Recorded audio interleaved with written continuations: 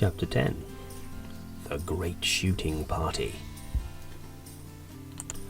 As soon as the doctor had driven away from the filling station, I went into the office and got out the sign that said, "Sorry, closed." I hung it on one of the pumps. Then I headed straight for the caravan. I was too tired to undress. I didn't even take off my dirty old sneakers. I just flopped down onto the bunk and went to sleep. The time was 5 minutes past 8 in the morning. More than 10 hours later, at 6:30 in the evening, I was woken up by the ambulance men bringing my father back from the hospital. They carried him into the caravan and laid him on the lower bunk. "Hello, Dad," I said. "Hello, Danny. How are you feeling?" "A bit woozy," he said, and he dozed off almost immediately.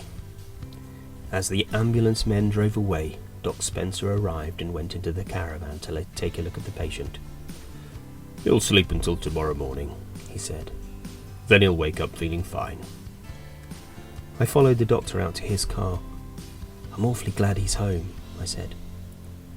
The doctor opened the car door, but didn't get in.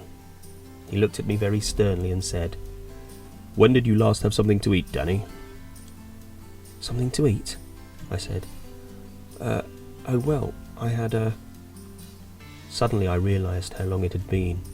I hadn't eaten anything since I had had supper with my father the night before. That was nearly 24 hours ago. Doc Spencer reached into the car and came out with something huge and round wrapped in a greaseproof paper. "My wife asked me to give you this," he said. "I think you'll like it. She's a terrific cook." He pushed the package towards me. Then he jumped into the car and drove quickly away. I stood there clasping the big round thing tightly in my hands. I watched the doctor's car as it went down the road and disappeared around the curve, and after it had gone, I still stood there watching the empty road. After a while I turned and walked back up the steps into the caravan with my precious parcel. I placed it in the centre of the table, but I didn't unwrap it. My father lay on the bunk in a deep sleep. He was wearing hospital pyjamas. They had brown and blue stripes. I went over and gently pulled back the blanket to see what they had done to him. Hard white plaster covered the lower part of his leg and the whole of his foot except for the toes. There was a funny little iron thing sticking out below his foot, presumably for him to walk on. I covered him up again and returned to the table. Very carefully, I now began to unwrap the greaseproof paper from around the doctor's present, and when I had finished, I saw before me the most enormous and beautiful pie in the world. It was covered all over, top, sides and bottom, with a rich golden pastry. I took a knife from beside the sink and cut out a wedge. I started to eat it with my fingers, standing up. It was a cold meat pie. The meat was pink and tender with no fat or gristle in it, and there were hard-boiled eggs buried like treasure in several different places. The taste was absolutely fabulous. When I had finished the first slice, I cut another and ate that too. God bless Dr. Spencer, I thought, and God bless Mrs. Spencer as well. The next morning, a Monday, my father was up at 6 o'clock. "I feel great," he said. He started hobbling around the caravan to test his leg. "It hardly hurts at all," he cried. "I can walk you to school." "No," I said, "no." "I've never missed one yet, Danny." "It's 2 miles each way," I said. "Don't do it, Dad, please." So that day I went to school alone, but he insisted on coming with me the next day. I couldn't stop him. He had put a woolen sock over his plaster foot to keep his toes warm, and there was a hole in the underneath of the sock so that the metal thing could poke through. He walked a bit stiff-legged, but he moved as fast as ever, and the metal thing went clink on the road each time he put it down. And so life at the filling station returned to normal, or anyway, nearly to normal. I say nearly, because things were definitely not quite the same as they had been before. The difference lay in my father. A change had come over him. It wasn't a big change, but it was enough to make me certain that something was worrying him a lot. He would brood a good deal, and there would be silences between us, especially at supper time.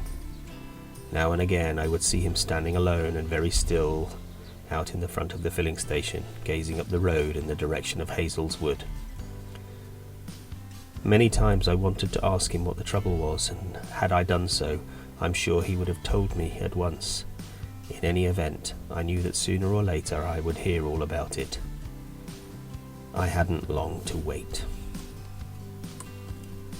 About 10 days after his return from hospital, the two of us were sitting on the platform of the caravan watching the sun go down behind the big trees on the top of the hill across the valley. We had had our supper, but it wasn't my bedtime yet. The September evening was warm and beautiful and very still. "You know what makes me so hopping mad?" he said to me all of a sudden. "I get up in the mornings feeling pretty good.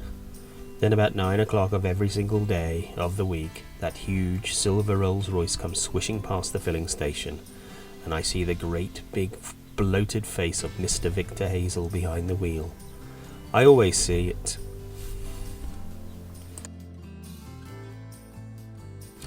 I can't help it.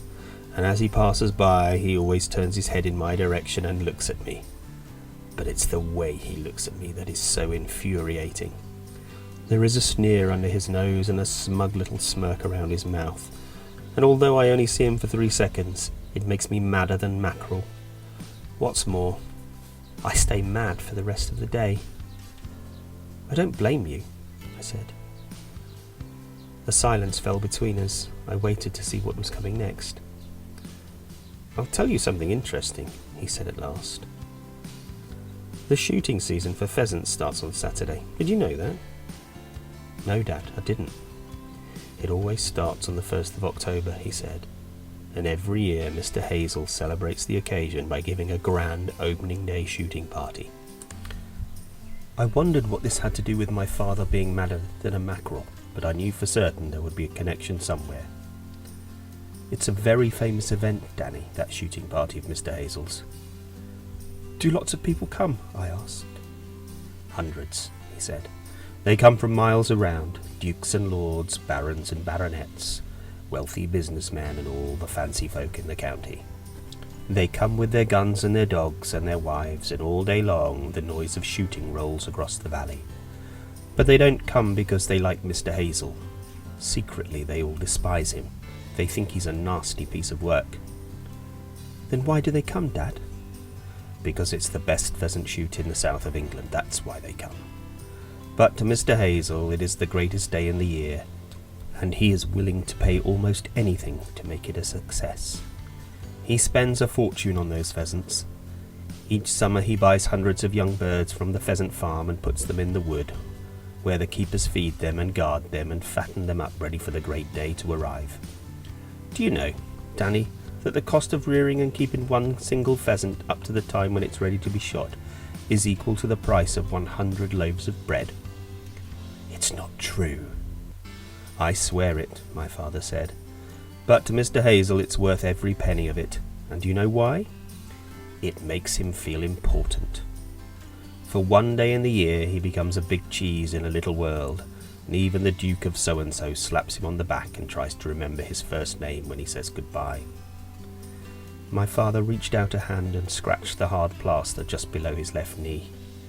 "It itches," he said. "The skin itches underneath the plaster, so I scratch the plaster and I pretend I'm itching the skin. Does that help?" "No," he said, "it doesn't help. But listen, Danny." "Yes, Dad?" "I want to tell you something." He started scratching away again at the plaster on his leg. I waited for him to go on. "I want to tell you what I would dearly love to do right now." Here it comes, I thought. Here comes something big and crazy. I could tell something big and crazy was coming simply from watching his face. "It's a deadly secret, Danny." He paused and looked carefully all around him. And although there was probably not a living person within 2 miles of us, at that moment he now leaned close to me and lowered his voice to a soft whisper. "I would like," he whispered, "to find a way of poaching so many pheasants from Hazel's Wood that there wouldn't be any left for the big opening day shoot on October the 1st. "Dad!" I cried. "No!" "Shh," he said. "Listen. If only I could find a way of knocking off a couple of 100 birds all in one go. Then Mr. Hazel's party would be the biggest washout in history. 200? I said. That's impossible. Just imagine, Danny, he went on. What a triumph! What a glorious victory that would be! All the dukes and lords and famous men would arrive in their big cars, and Mr. Hazel would strut about like a peacock, welcoming them and saying things like, "Plenty of birds out there for you this year, Lord Thistlethwaite," and "Ah, my dear Sir Godfrey, this is a great season for pheasants, a very great season indeed." And then out they would all go with their guns under their arms, and they would take up their positions surrounding the famous wood. And inside the wood a whole army of hired beaters would start shouting and yelling and bashing away at the undergrowth to drive the pheasants out of the wood towards the waiting guns. And lo and behold, there wouldn't be a single pheasant to be found anywhere, and Mr. Victor Hazel's face would be redder than a boiled beetroot. Now, wouldn't that be the most fantastic and marvellous thing if we could pull it off, Danny? My father had got himself so worked up that he rose to his feet and hobbled down the caravan steps and started pacing back and forth in front of me. "Wouldn't it, though?" he shouted. "Wouldn't it be terrific?" "Yes," I said. "But how?" he cried. "How could it be done?" "There's no way, Dad. It's hard enough getting just 2 birds up in those woods, let alone 200. "I know that," my father said. "It's the keepers that make it so difficult." "How many are there?" I asked. "Keepers? 3, and they're always around." "Do they stay right through the night?" "No, not through the night," my father said. "They go off home as soon as all the pheasants are safely up in the trees roosting. But nobody's ever discovered a way of poaching a roosting pheasant. Not even my own dad, who was the greatest expert in the world. It's about your bedtime," he added. "Off you go, and I'll come in and tell you a story."